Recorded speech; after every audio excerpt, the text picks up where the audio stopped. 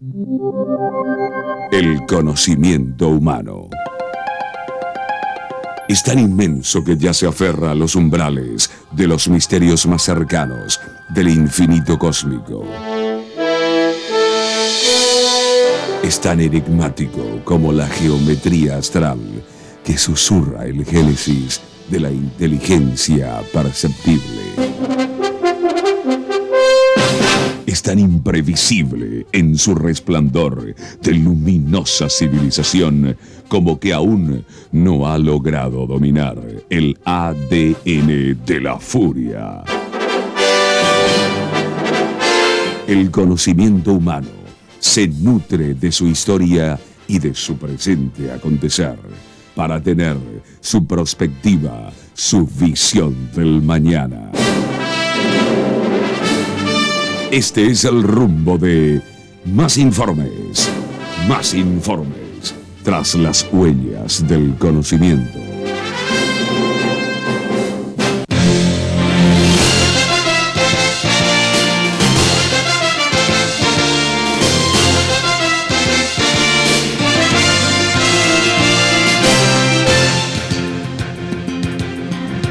Buenas noches, amigos. En el 13 y en la red privada de comunicación, Más Informes.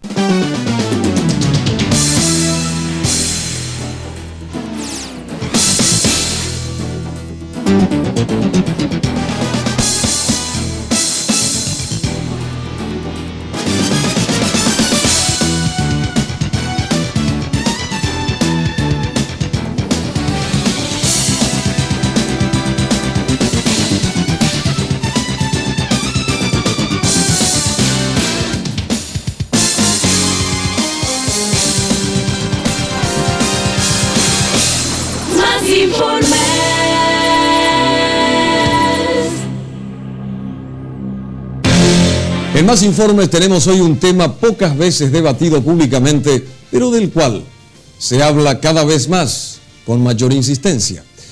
¿Sigue siendo válida la obligatoriedad del celibato en los sacerdotes católicos? Emitiremos la primera parte sobre los avances de la medicina paraguaya en los trasplantes de riñón. Recordaremos el fin de grandes guerras internacionales y tendremos a un invitado de lujo, el doctor Óscar Paciello, presidente de la Corte Suprema de Justicia. Todo esto esta noche para ustedes en Más Informes. En los últimos tiempos, la prensa internacional se hizo eco de escándalos sexuales protagonizados por sacerdotes y obispos católicos. Esto más la revalorización cultural de la familia y la experiencia que pudiera aportar un sacerdote casado a la iglesia, nos lleva a preguntarnos si todavía es válido obligar a los sacerdotes a mantenerse célibes, a no casarse. Les presentamos valiosos testimonios sobre este tema que dejó de ser un tabú y que merece un análisis serio. La propia imagen de la iglesia se lo merece.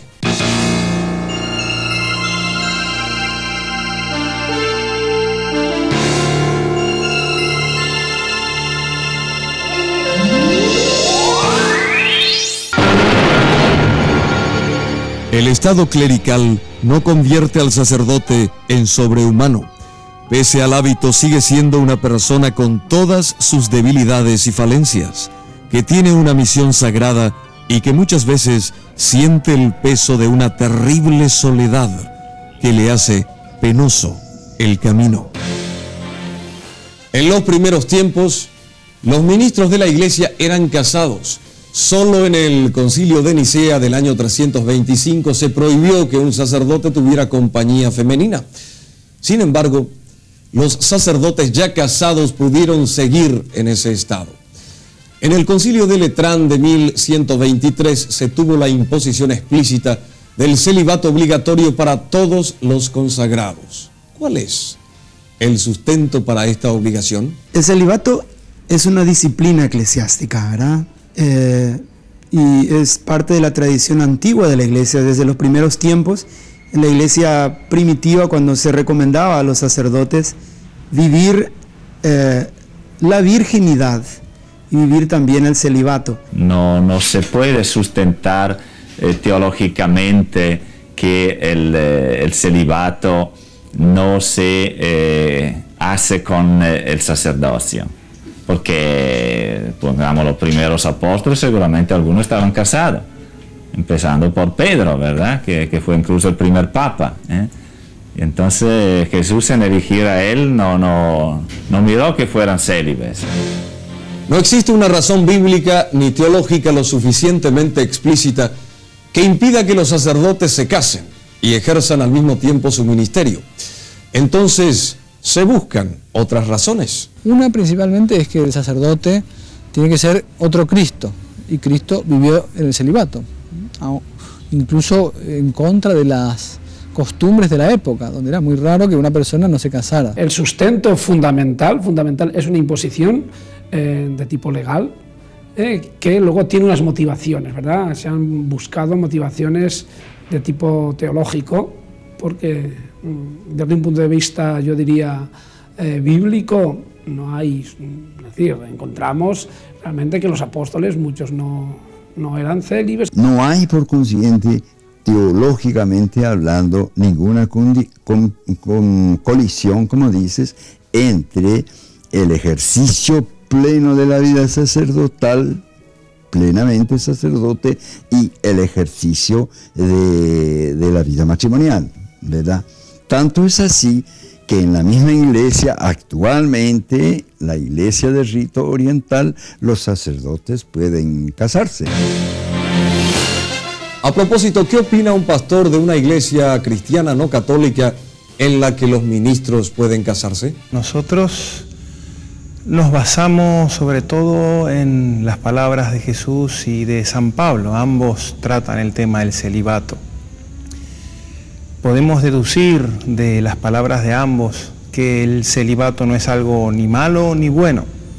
Es un don de Dios que Dios da a algunas personas, pero es algo que no podemos imponerlo.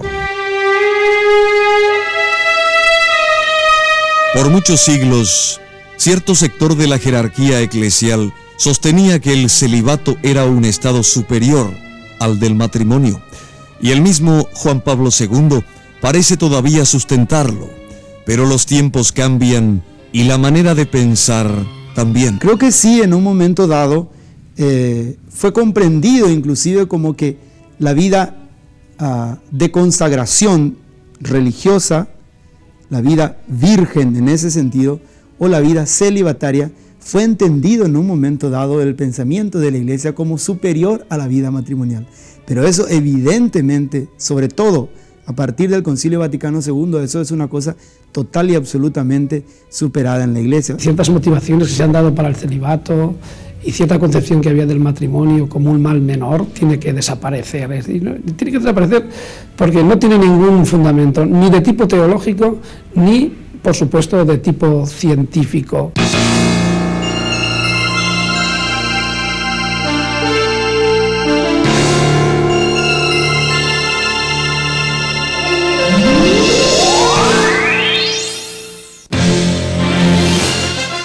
Tal vez muchos piensen que el celibato no es un tema prioritario de la Iglesia Católica en estos momentos. Sin embargo, el conocimiento de muchos casos de sacerdotes y obispos que protagonizan escándalos sexuales comienza a preocupar a fieles católicos que se plantean este aspecto de la vida clerical y se preguntan si esta imposición no lleva a varios ministros a vivir una doble vida y a tratar de disimular una hipocresía. Hoy es difícil concebir que un sacerdote no pueda vivir una existencia plenamente humana, y también es poco creíble que no pueda ceder a ciertas apetencias tan lógicas a su propia humanidad, como la de tener una familia propia, por ejemplo, cosa que le está prohibida. La Iglesia Católica ha perdido en los últimos tiempos a miles de sacerdotes que han sentido la vocación matrimonial y que han decidido alejarse del ministerio para formar una familia. Y estos alejamientos no se produjeron por problemas de fe, sino simplemente porque no se puede ejercer el sacerdocio y estar casado. Un ejemplo de esto es el doctor Secundino Núñez, quien siendo obispo se retiró del ministerio episcopal y luego formó su propia familia. Su rica experiencia matrimonial pudo haber sido muy útil a la Iglesia de continuar en el sacerdocio. Mi vida matrimonial me ha franqueado caminos espirituales, una comprensión mucho más profunda, amplia y objetiva de lo que es el mundo, la vida que llevamos toda la gente que transitamos por la calle, ¿no? El doctor Secundino Núñez, senador nacional, conoció a la que hoy es su esposa cuando todavía era obispo y ella una religiosa alumna suya. Cuenta que la decisión de su retiro de la vida eclesial fue un proceso que duró 10 años, lapso en el cual conversó mucho sobre su situación personal con otros obispos, planteándose seriamente la cuestión del celibato sacerdotal. El primer problema que yo tenía que resolver era un problema interno. Es que esto es una simple tentación mía, es un deseo de esas cosas que aparecen en la vida, que uno quiere rumbear por acá, quiere rumbear por allá, o que es algo sustancial en mí. Este deseo no es un enamoramiento de momento, un deseo medio caprichoso de momento. Luego venía el problema de su situación frente a la Iglesia, si su decisión no aparecía como una traición a ella. Pero al final primó su sentimiento tan humano como legítimo, y si bien dejó la vida clerical, no se apartó de la Iglesia, su fe no disminuyó y aguarda que la situación del celibato sacerdotal se revea alguna vez. El celibato no va a desaparecer nunca, al contrario, va a florecer más que nunca, pero al lado, diríamos, ¿no?, de un clero que abraza el estado matrimonial y es cuando el estado matrimonial también sea mucho más valorizado. Porque no solamente el celibato es despreciado en el mundo, sino también el estado matrimonial es despreciado en el mundo.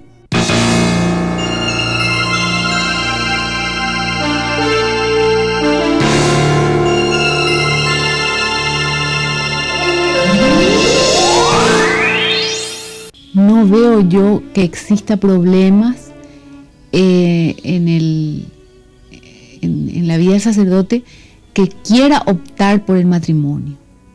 Me parece que es un estado muy compatible con el desarrollo de la vida sacerdotal, con el servicio, con la vocación sacerdotal que puede tener la persona sacerdote.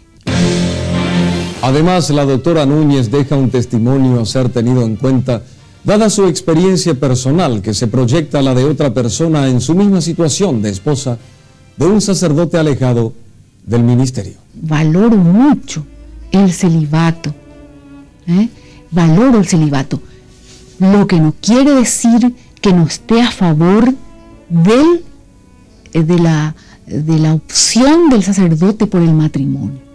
El sacerdote tiene que ser casado, si quiere ser casado, puede casarse. Yo creo que esa puerta hay que abrir, como era en las primeras comunidades cristianas. Los sacerdotes eran casados. ¿Y quién mejor que el sacerdote casado para conocer toda esa problemática de vida de pareja, de vida matrimonial, de vida familiar? Que esta experiencia de la vida matrimonial a muchos de nosotros nos ha capacitado extraordinariamente para comprender mejor lo que es la vida humana, lo que significa la vida cristiana para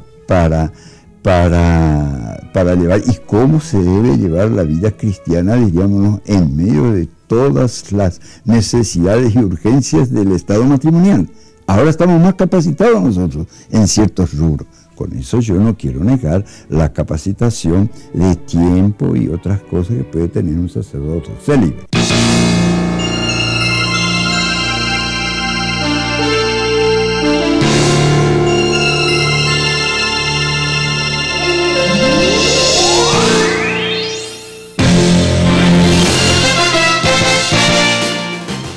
Una concepción arcaica y retardataria que todavía pervive en buena parte de nuestra sociedad e incluso en el seno de la Iglesia Católica es la de que la mujer constituye una fuente de pecado y un obstáculo en la vida del sacerdote. La mujer era vista como el pecado, ¿verdad? Como la tentación, e incluso el tema del Génesis, de la mujer que fue la primera que había presentado el fruto prohibido, y entonces de ahí viene toda una negatividad sobre la mujer que últimamente, por todos los aportes psicológicos, antropológicos y sociales, se está venciendo.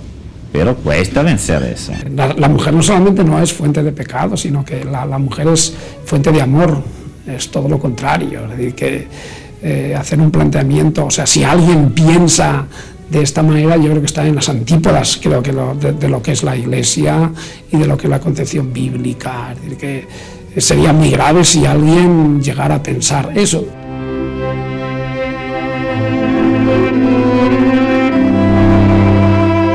El Papa Juan Pablo II no ve en la mujer ningún obstáculo para el sacerdote, pero toda vez que sea esta madre o hermana.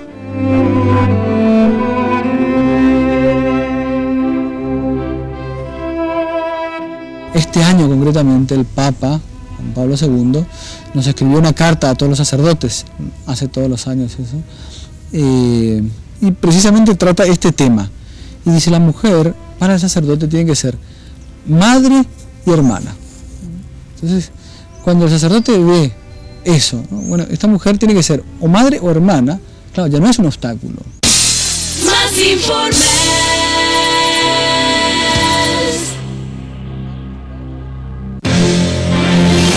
Juan Pablo II se opone terminantemente a modificar la obligatoriedad del celibato sacerdotal, aunque hay muchas presiones para que se reconsidere la situación. Algunos religiosos piensan que una revisión del tema se tendrá que dar con el tiempo. Ahora se piensa que es un tiempo en que menos es favorable para el celibato, por los tiempos modernos y la forma de pensar, la forma de encarar la sexualidad humana, después el matrimonio mismo, los valores en que se sustentan el matrimonio, después la visión que se tiene hoy día de la mujer. Todas estas cosas hacen que muchos exigen una revisión de la disciplina del celibato.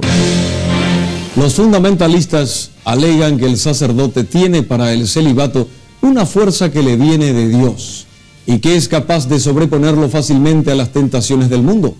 Sin embargo, la experiencia habla de que el sacerdote es tan humano como cualquiera y que más frecuentemente de lo que se piensa cede ante las urgencias de su humanidad, y eso le provoca terrible confusión de sentimientos. Como humano puede fallar, indudablemente. Puede fallar, y entonces se ven los mecanismos para superar eso. Para superar eso, y si uno es incapaz de superar eso, pues tiene que optar. La gente también opina sobre la posibilidad de que los sacerdotes se casen. Tal probabilidad hoy día ya no asusta tanto.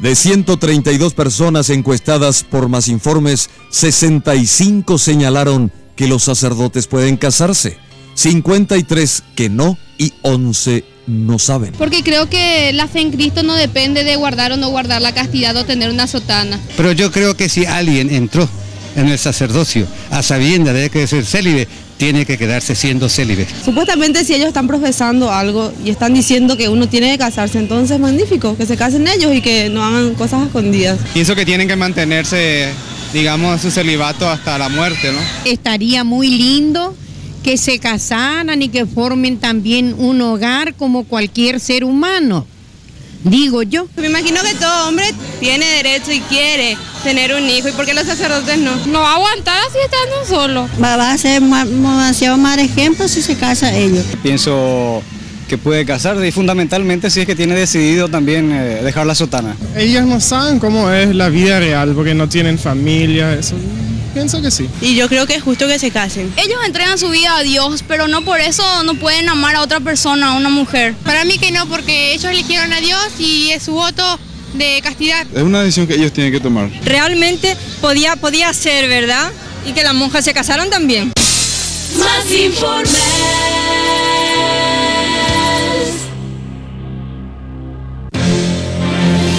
Muchos opinan que las fuerzas de la corriente interna y externa de la Iglesia harán que en poco tiempo más se deba replantear el tema del celibato sacerdotal. Tal vez con la llegada del próximo Papa el celibato no será ya una prohibición, sino una simple opción de los sacerdotes. Yo creo que al final el ser sacerdote, siendo célibe o casado, al final lo que interesa es su propia personalidad, su propia actuación, su propia espiritualidad, su propia dedicación y su actitud de servicio a los demás.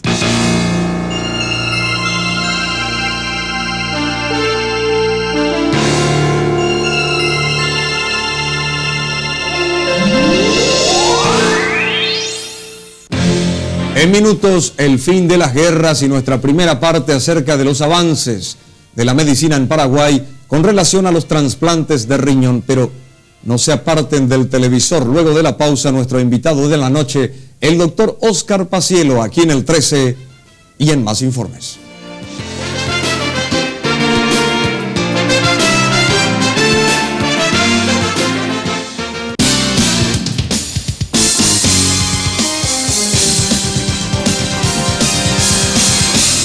Más Informes.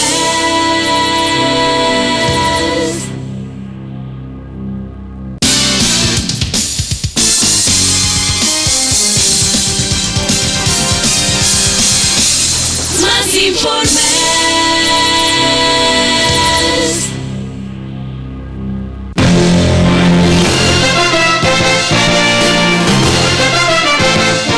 Bien, regresando a las pantallas del 13 con Más Informes, es momento de presentar a nuestro invitado de la noche, el doctor Óscar Pacielo, presidente de la Corte Suprema de Justicia, a quien preguntamos acerca de los cambios que hubo en el sistema judicial paraguayo luego de asumir él su rol de presidente. No tuvimos ocasión de percibir un cambio muy sustantivo aún, pero puedo anticipar que el esfuerzo que estamos realizando es enorme para que efectivamente así ocurra. Y los cambios van a sobrevenir como consecuencia, me parece a mí, de la nueva cultura que estamos forjando en este país. Pasar de una cultura autoritaria y verticalista a una cultura dialoguista, participativa, democrática, en una palabra.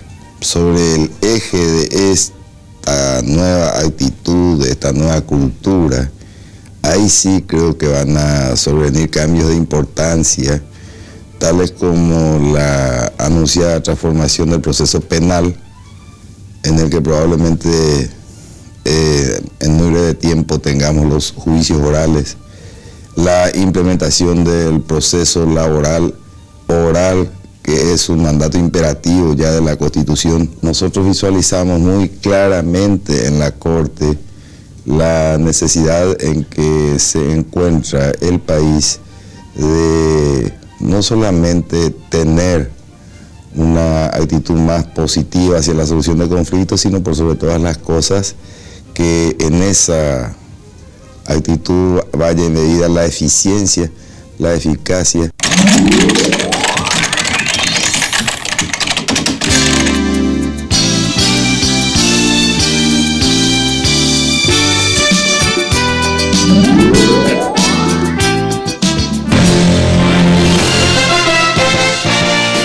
El doctor Óscar Pacielo tiene una larga trayectoria en el derecho, por eso él puede responder a esta pregunta.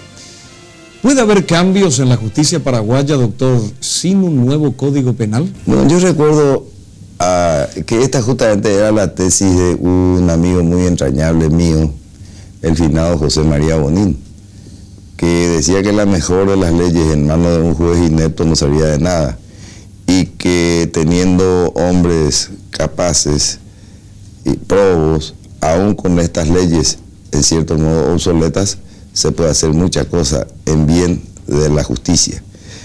En esa perspectiva, por ejemplo, usted aún con este vetusto Código Procesal Penal encuentra la norma aquella según la cual los juicios, los sumarios deben estar terminados a los 60 días. En la medida en que eso se cumpla, que no se cumple normalmente hoy día, creo que habremos dado un gran paso. Y eso es cuánto se afana por tratar de materializar la nueva Corte. aún con esas dificultades que son muchas, tratar de ganar esa necesaria celeridad. Por ejemplo, nosotros hemos advertido que un juez normalmente no puede manejar la cantidad de casos que hoy día está manejando. Es casi absolutamente imposible que un juez pueda manejar 1.200 casos al año. ¿Qué piensa hacer el presidente de la Corte al respecto? Cuando menos trataríamos en esta primera etapa de aventar estos pretextos, y ello se daría probablemente por la vía de creación de más juzgados de primera instancia, de manera tal que el magistrado pueda realmente aplicarse a terminar los casos con la mayor celeridad posible. ¿Eso implica que habrá más jueces? Nosotros creemos que eso es lo que se impone en las presentes circunstancias. Se afirma que uno de los flagelos en la justicia paraguaya es la corrupción, doctor Paciello. El problema de la corrupción es un problema de toda una cultura permisiva que tiene sus aristas más sobresalientes aquí en el Poder Judicial, donde justamente por los conflictos que aquí se dan es más frecuente que se sienta.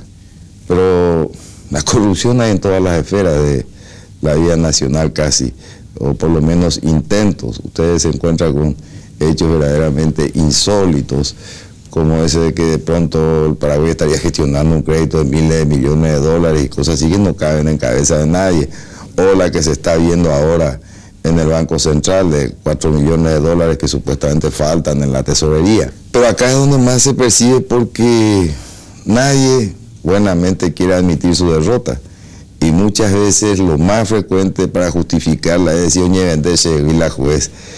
Pero independientemente de eso, sabemos que existen hechos de corrupción que muchas veces son de difícil justificación. En cualquiera de los casos, con los nuevos cuadros de la magistratura, en los que el primer requisito del requerido es el de la honestidad y un control más eficiente, para el cual la Corte no necesariamente va a ir a pararse como un portero en la puerta, sino va a implementar diversos mecanismos de control, por sobre todas las cosas, a través de una progresiva informatización de los servicios del Poder Judicial.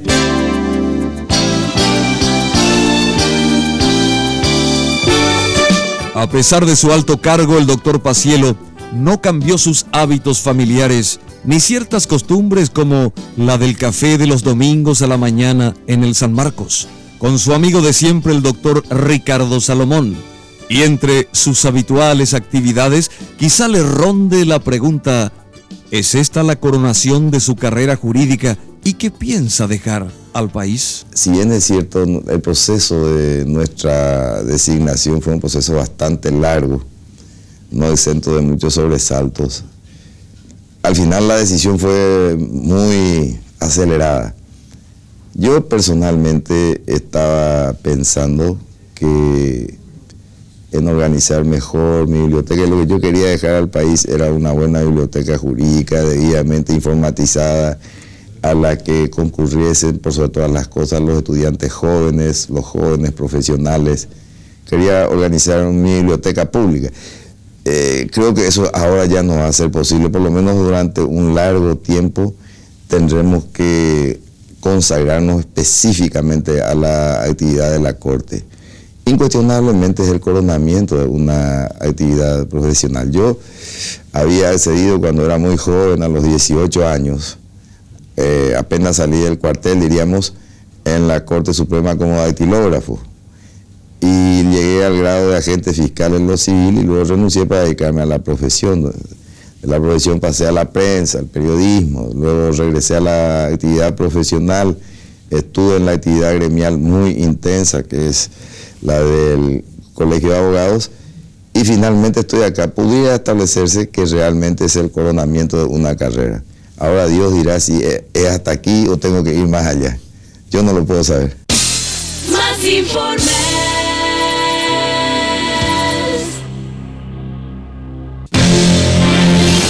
Realmente un invitado de lujo, el doctor Paciello, en esta noche del 13 con más informes junto a todos ustedes.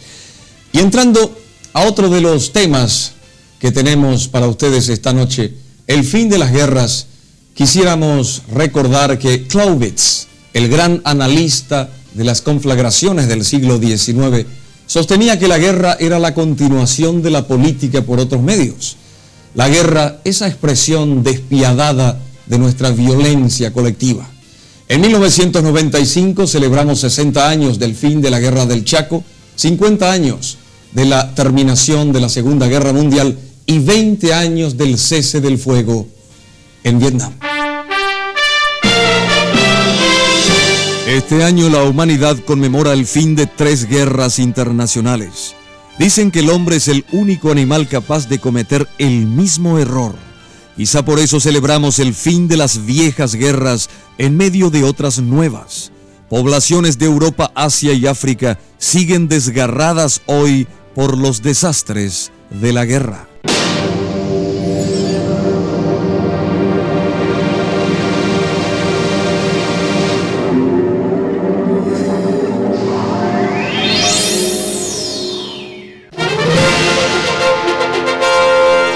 En este mes de junio celebramos el 60 aniversario del fin de la Guerra del Chaco.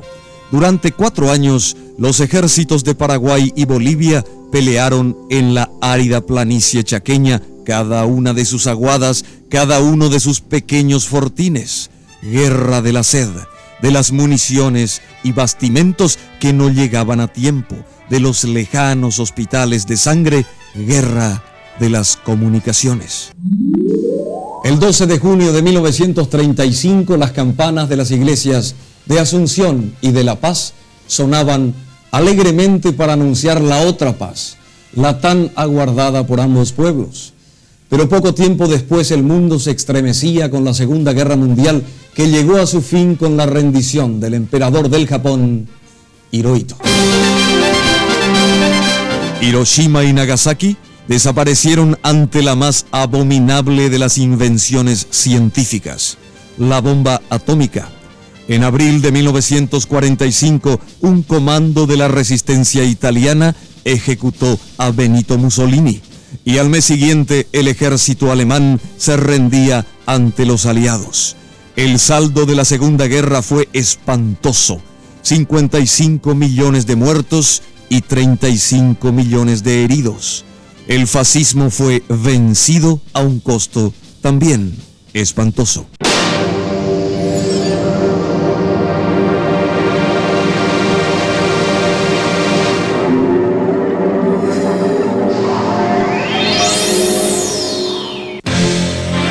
En otro punto del globo, en Vietnam, encendida esta entre los gobiernos del norte y del sur, escenario de otra espantosa guerra. Desde inicios de la década del 60, miles de asesores norteamericanos apoyaban al gobierno de Dinh Diem contra la guerrilla del Vietcong.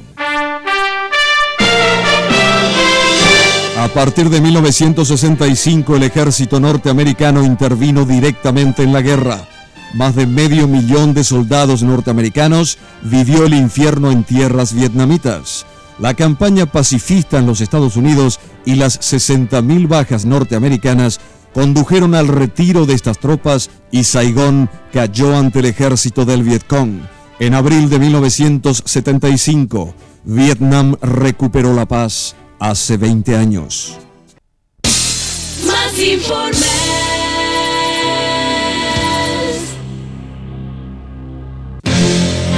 Avances en la medicina paraguaya, trasplantes de riñón. Primera parte de una puntillosa investigación periodística acerca de la evolución de las ciencias médicas en nuestro país. Regresamos en el 13 con más informes.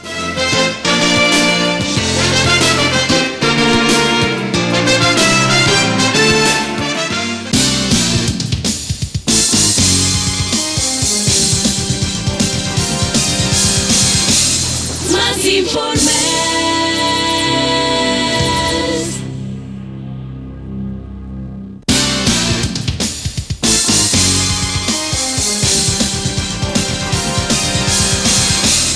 Más informes.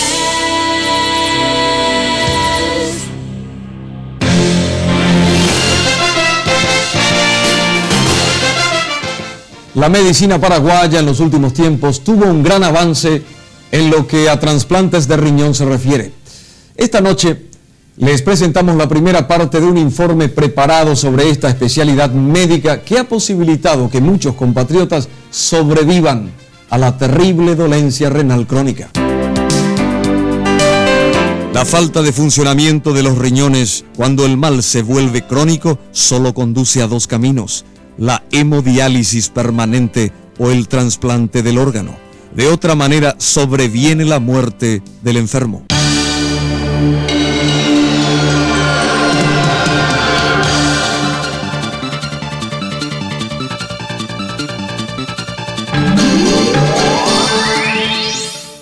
Hay una insuficiencia renal aguda y otra que es crónica. La aguda generalmente es por una falta de irrigación, de buena presión. Pacientes que están hipotensos por un tiempo o hacen una enfermedad muy aguda y el riñón deja de funcionar porque se bloquea por dentro, los túbulos, deja de filtrar orina.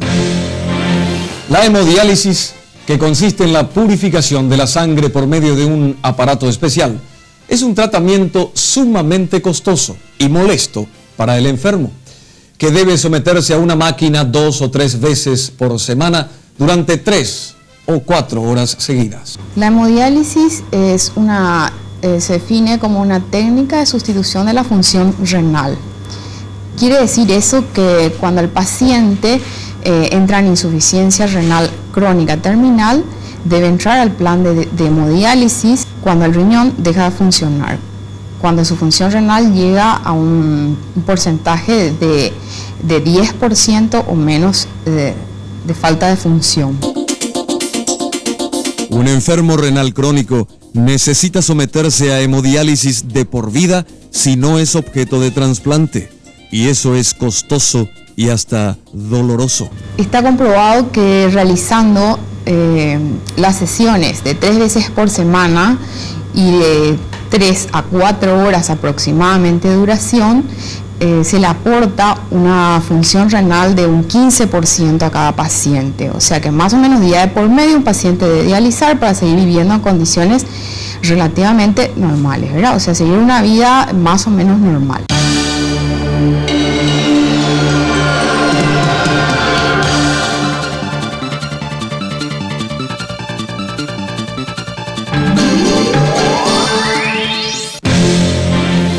Es casi imposible que una persona de escasos recursos económicos pueda someterse a un tratamiento de hemodiálisis de por vida por lo costoso que este resulta.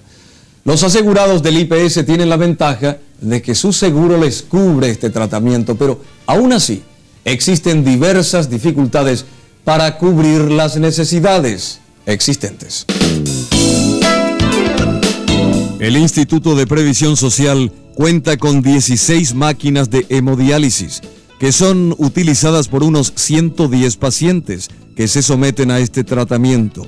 Las máquinas están siempre en pleno funcionamiento y sin embargo no dan abasto para cumplir cabalmente con su cometido. Por otra parte, ningún seguro privado cubre el tratamiento de diálisis.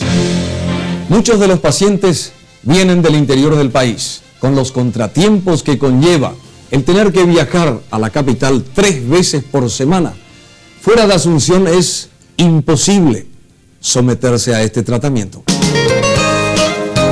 Hombres y mujeres de todas las edades y condiciones sociales acuden al IPS en busca del alivio que les proporciona la máquina dializadora a su insuficiencia renal.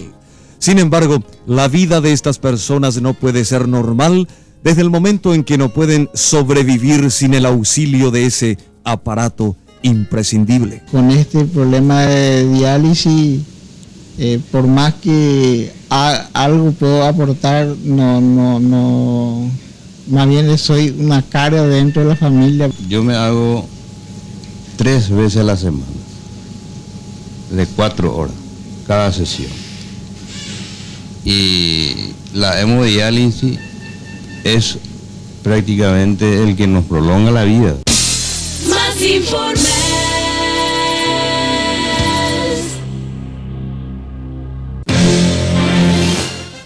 Hay casos patéticos, como el de la niña Sonia de 15 años que vive en Reducto San Lorenzo y debe trasladarse hasta Asunción 3 veces por semana para dializarse en sesiones de 4 horas cada vez. No puedo respirar, no puedo acostarme ni sentarme, nada. Y después de hacerte con la máquina, ¿cómo te sentís? Me siento bien ya. Ya puedo estar bien, puedo jugar ya otra vez. Así como Sonia, hay muchos niños, jóvenes y adultos aferrados a una máquina con tratamientos dolorosos y costosos para sobrevivir debido a su insuficiencia renal crónica. No es fácil la vida para alguien como un niño o una niña que debe someterse constantemente a la hemodiálisis. Y para que la vida atada a una máquina de varios seres humanos se convierta en una vida normal, sin ataduras artificiales, existe un solo camino: el trasplante de riñón, la única solución para superar sin más hemodiálisis la insuficiencia renal crónica. Quisiéramos comentarles también que el primer trasplante de riñón en el mundo fue realizado a mediados de la década del 50 en París, Francia. Sin embargo, en el Paraguay solo fue posible hacerlo por primera vez hace 10 años, desde entonces más de 40 casos. Varias vidas fueron salvadas con esta práctica médica que se ha vuelto común en nuestro medio a pesar de las dificultades, sobre todo económicas, que aún persisten.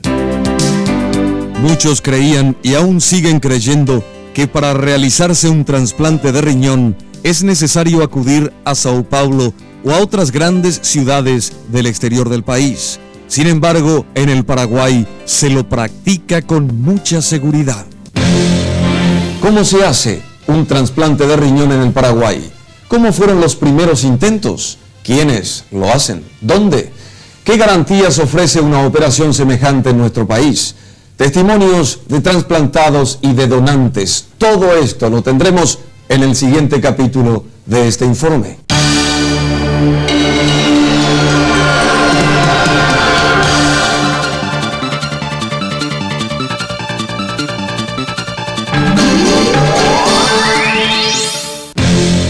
También el próximo martes estaremos analizando una problemática que preocupa a mucha gente, la de los autocírculos. Pero aquí, en el 13, luego de la pausa y de la esfera política, estaremos charlando con el doctor Carlos Mateo Valmelli. No se aparten del televisor.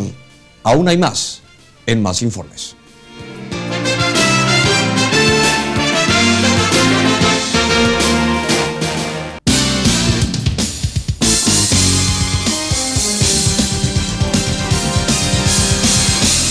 Más Informes.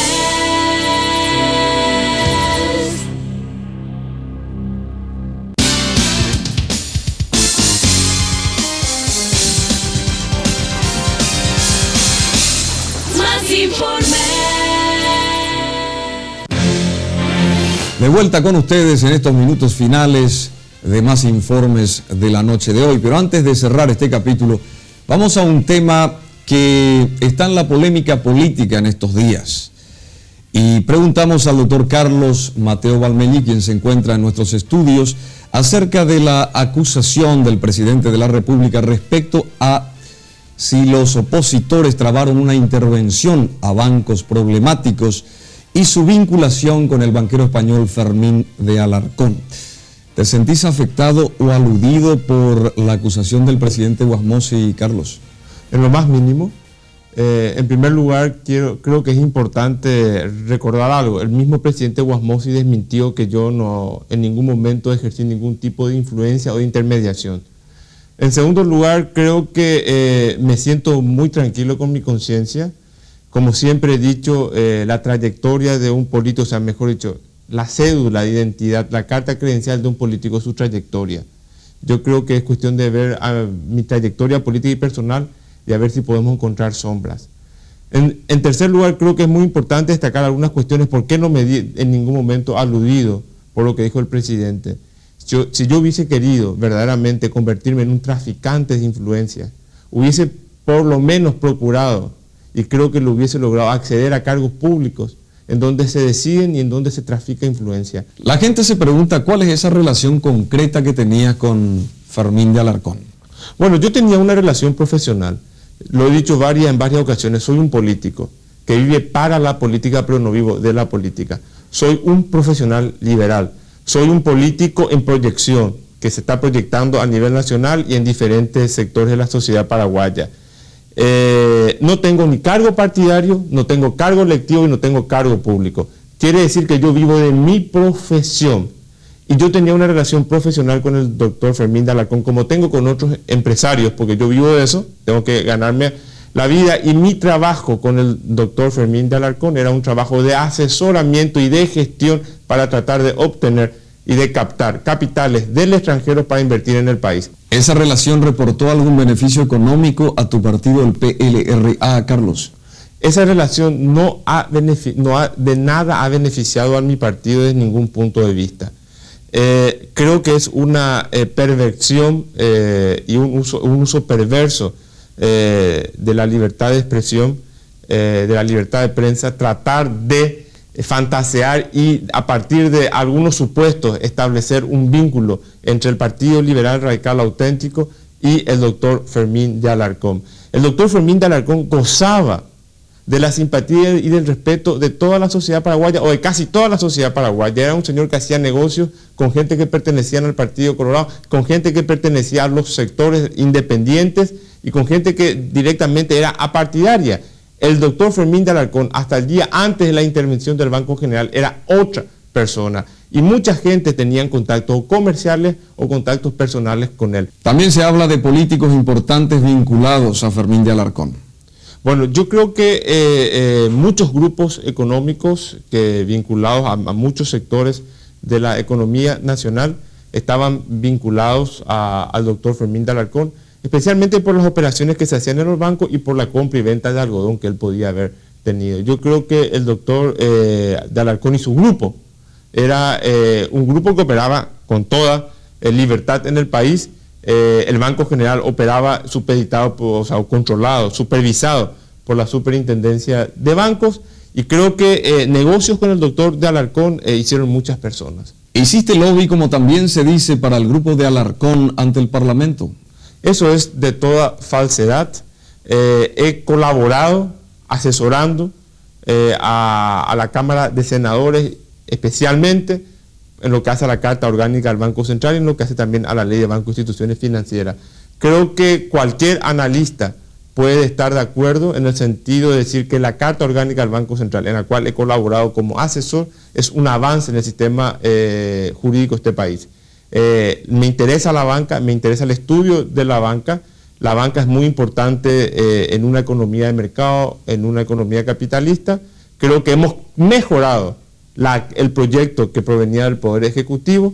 Hemos mejorado especialmente en una cuestión que era de fundamental importancia, el tema de la liquidez transitoria, y hemos, digamos, sometido muchas cuestiones a la racionalidad jurídica que era necesaria en el proyecto original.